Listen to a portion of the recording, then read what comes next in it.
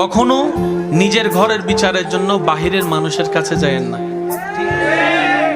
হয়তো আপনি কারো কাছে গেলে, বাহিরের মানুষের কাছে গেলে হয়তো আপনি সাময়িক বিচারটার মাধ্যমে জয়যুক্ত হবেন কিংবা হেরে যাবেন, যাই হোক একটা ফয়সালা হবে, কিন্তু এই যে পরিবারটা ভাঙবে এটার কখনো জোড়া লাগবে না, এটার কখনো জোড়া লাগবে না।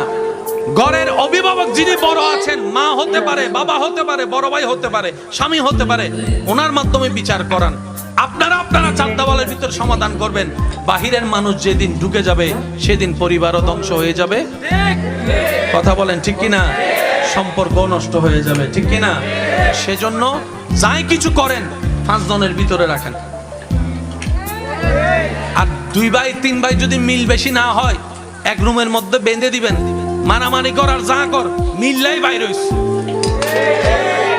তোরা মারামারি কর, কাটাকাটি কর, তোদের ব্যক্তিগত ব্যাপার, কিন্তু দরজা থেকে যখন বাইর হবি ভাই বোন একসাথে আসবি।